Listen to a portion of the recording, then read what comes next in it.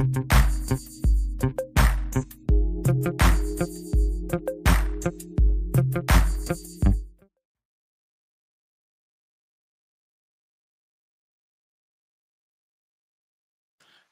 araw, narito ang latest update natin sa bagyong si Opong at sa pinag-ibayan nitong habagat.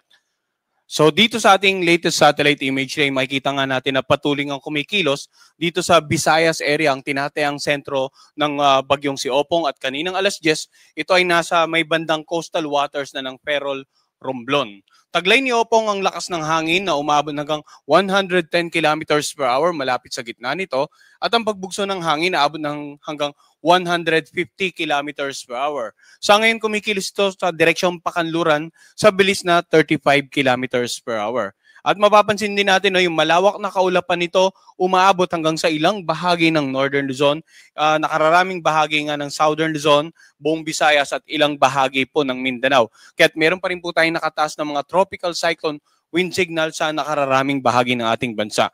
Samantala, dito naman sa kanlurang bahagi ng Visayas at Mindanao, pinag-iba yung habagat pa rin ang inaasahan natin na magdudulot ng mga pag-ulan. Makikita na sa pinaka-latest forecast track ng bagyong si Opong na kagabi nga ay tumama dito sa may bandang Eastern Samar ang tinatayang sentro nito.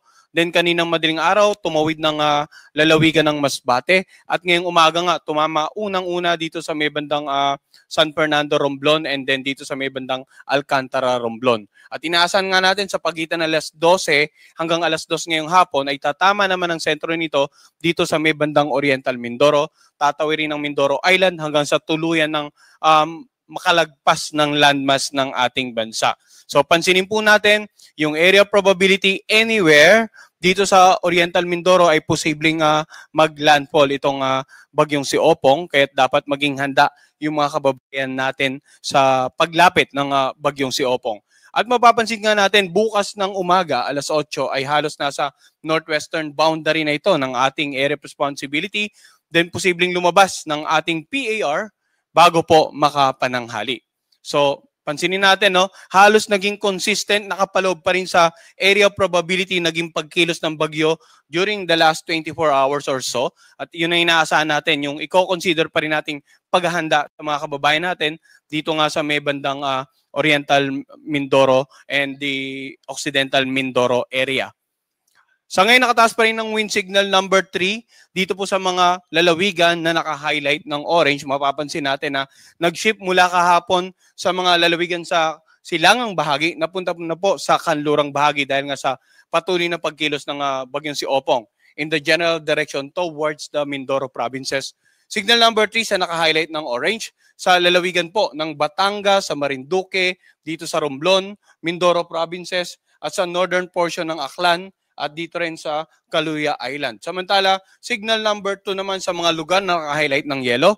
Makikita po natin itong southern portion ng Zambales, itong Bataan, southern portion ng Pampanga, southern portion ng Bulacan, sa Metro Manila, wind signal number 2 rin po, and then dito sa Rizal, Cavite, Laguna, and then southern portion ng Quezon, and then dito sa southern portion ng Camarines Sur, sa Albay, sa Sorsogon, sa Masbate, Calamian Island, Cuyo Island. Wind signal number 2 rin po sa northern portion ng bandang Antique, sa natitirang bahagi ng Aklan, sa Capiz, sa northern portion ng Iloilo, sa northern portion ng Negros Occidental, at dito rin po sa extreme northern portion ng Cebu, kasama nga yung Bantayan Island. Dito sa extreme western portion ng Northern Samar, yung mga malilit na isla po doon, extreme western portion ng Samar. So yung mga lalawigan po or yung mga munisipalidad na nakapaloob dito sa mga bahagi na may mga wind signals ay nakapaloob po sa ating Tropical Cyclone Bulletin, which is also available for download sa ating official website, no? And then wind signal number 1 naman sa mga lugar na naka-highlight po ng light blue. Dito nga sa Pangasinan, natitirang bahagi ng Zambales, sa Tarlac, Nueva Ecija, sa natitirang bahagi ng Pampanga at ng Bulacan, sa lalawigan ng dito sa natitirang bahagi ng Quezon kasama ang Pulilo Island, and then dito po sa Camarines Norte, natitirang bahagi ng Camarines Sur, sa Catanduanes, northern part ng Palawan. Wind signal number 1 din po sa natitirang bahagi naman ng Antique, ng Iloilo, ng Guimaras, ganun din sa northern portion ng Negros Oriental, northern central portion ng Cebu, northern portion of Bohol, dito po, natitirang bahagi ng Northern Samar, natitirang bahagi ng Samar, yung buong Eastern Samar, Biliran, Leyte, Southern Leyte. And then kung babalikan po natin, no, yung mga nabanggit nating lugar na may wind signals number 3 and 2 makakaranas po ng masungit na panahon.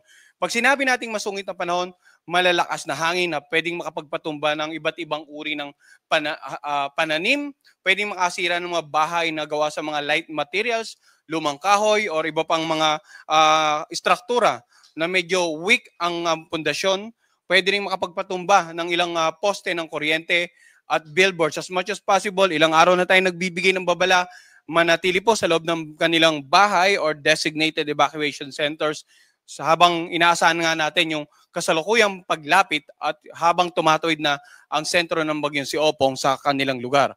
Ang mga pag-ulan naman, mamaya hihimayin po natin sa ating rainfall forecast. So wag po silang malilito. Itong mga pinakita nating lugar na may wind signals, may color-coded, ang tropical cyclone wind signals ay babala po para sa malalakas na hangin na posibleng maranasan sa inyong lugar at kung ano ang magiging epekto nito.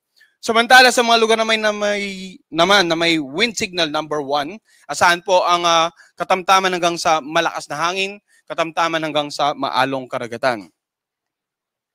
So ngayon naman po, yung nilalaman ng weather advisory, ang babala patungkol sa pag-ulan na dala ng iba't ibang weather system na binabantayan natin, bagyong si Opong at ng Habagat. So dito, makikita po natin, no, na yung from the eastern side kahapon, yung concentration ng maraming paulan, yung more than 200 millimeters, ay napunta na po dito sa western section ng Southern Luzon area dahil nga po sa inaasa nating patuloy na pagkilos ng halos pakanlurang direksyon nitong bagyong si Opong. More than 200 millimeters of rain sa lalawigan ng sa Mindoro provinces, ganon din dito sa Romblon at kasama nga Ilubang Island. Samantala, areas na naka-highlight ng orange, around 100 to 200 millimeters of rain dito sa Laguna, sa buong Quezon, Marinduque, Batangas, Cavite, and dito nga sa may bandang Quezon kasama itong Pulilo Island, Masbate, Aklan, Capiz at Antique. Samantala, mga 50 to 100 millimeters of rain sa mga areas na naka-highlight ng yelo. Yung mga pag-ulan naman na dala ng bagyong si Opong at ng pinag-ibayong Habagat ay pwede pong magdulot ng mga pagbaha, lalong-lalo sa mga mababang lugar, low-lying areas, mga pagbaha malapit sa tabing ilog sapagkat either dahil sa continuous sa pag-ulan, tumaas ang level ng inyong ilog, umapaw at magdulot nga ng pagbaha sa mga komunidad sa gilid nito, or yung mga pag-ulan naman sa ilang karatig lalawigan, yung mga tubig sa kanilang ilog ay umapaw at yung pag-agos ay patungo sa mga ilog naman sa inyong lugar. Dapat maging aware po tayo dito. Dapat aware din po ang ating mga local government officials at saka local disaster risk reduction managers sa mga lugar na potentially madaling bahain kapag may ganitong karaming ulan. Samantala, yung pag-ulan ay inaasahan din posibleng magdulot ng mga pagguho ng lupa sa mga lugar na malapit po sa paanan ng bundok. Lalong-lalo na kung naobserbahan nyo na po na ilang araw nang umuulan sa mga lugar na yon, maaaring malambot na yung mga bahaging kalupaan at kung anumang additional na pag-ulan ngayong araw ay pwedeng magdulot nga ng biglaang pagguho ng lupa. Tingnan naman natin kung ano epekto sa pag-alon ng mga karagatan sa mga lugar na may wind signals or sa nakararaming bahagi ng Southern Luzon at ng Visayas, may nakataas po tayong gale warning. Ang mga karagatan dito, ang mga pag-alon posibleng umabot na hanggang 6 meters ang taas. Hanggat maaari, iwasan na pong pumalaot ang anumang uri ng sakyang pandagat dyan habang nananalasa pa ang bagyong si Opong. In terms of daluyong or storm surges sa mga coastal areas, yung mga matataas na alon na maaaring humampas sa mga dalampasigan, posibleng umabot ng mula 2.1 hanggang 3 meters ang mga pag-alon sa mga coastal areas na naka-highlight po ng yelo. Nakararaming bahagi ng Bicol Region, Masbate, Romblon, Marinduque, Mindoro Provinces, northern part ng Palawan, ilang bahagi ng Quezon, ng Batangas. Samantala, ang taas naman na mula 1 to 2 meters sa Catanduanes, sa ilang lalawigan sa Central Luzon at ilang bahagi po ng Western Visayas area at maging yung northern part ng Negros region. So dapat maging alerto din po yung mga kababayan natin. Hopefully by this time, nasa mga designated na po silang evacuation centers, no? Lalo na yung mga kababayan natin na naninirahan sa mga coastal areas. Or nakalikas na po sila sa mas mataas na lugar. And na-secure na, naitali na yung mga bangka para hindi po masira, tangay ng malalakas na alon or paghampas ng alon sa mga coastal areas. Yung pinag-ibayang habagat naman, hindi lamang po ang bagyo ang magdudulot ng mga paminsan-misang pagbugso ng hangin. Yung pinag-ibayang habagat, pwede rin magdulot ng paminsan-misang pagbugso ng hangin sa mga lugar na walang wind signal. Oh. Like for example, ngayong araw sa Ilocos Region, Cordillera Administrative Region, sa Cagayan Valley, sa Palawan, sa buong Visayas, Zamboanga del Norte, Misamis Occidental, Oriental, Camiguin, Caraga at Davao Region. Habang bukas, sa buong Luzon at Western Visayas, may mga occasional na pagbugso ng hangin. Now, itong mga occasional na pagbugso ng hangin dala ng habagat ay pwede ring makapagpatumba ng ilang uri ng halaman at magdudulot ng katamtaman hanggang sa maalong karagatan sa mga areas na nabanggit po natin. Iba yung pag-iingat sa mga kababayan po natin na papalaot. At ngayon, ang binanggit natin kanina, as much as possible, hanggat may bagyo, wag nang pumalaot sa mga karagatan sa paligid ng Central and Southern Luzon and the Visayas area. Ngayon, balikan natin yung ating latest satellite imagery. No? So, kanina itinuro natin, meron tayong bagyong si Opong, meron tayong pinag-ibayong habagat. Sa labas ng area of responsibility, may binabantayan po tayong cloud cluster.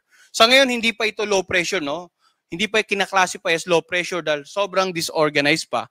But we're not ruling out the possibility na sa susunod na mga araw, in between ngayong araw hanggang sa October 2, either yung binabantayan nating cloud cluster ay mabo, maging isang low pressure, at pumasok nga ng ating area of responsibility. Samantala, sa ikalawang linggo ng ating forecast period, sa mula October 3 hanggang October 9, we're not ruling out the possibility na itong low pressure na pumasok ng PAR during the first week of forecast ay kumilos papalapit ng ating bansa at makaapekto nga sa nakararaming bahagi ng Luzon. Makikita naman natin na potentially another weather disturbance pwedeng mabuo at pumasok ng northeastern boundary ng ating area of responsibility. Sa dalawang linggong forecast natin, simula po ngayong araw hanggang October 2 at yung week 2, October 3 to October 9, halos maliit pa ang tsansang maging bagyo nitong potential low pressures na binabantayan natin. Subalit, ina-update din po natin ang ating TC threat potential. Kaya antabayanan din po ng mga kababayan natin yung update natin dito. Ang susunod nating tropical cyclone bulletin ay papalabas po mamayang 2:00 ng hapon.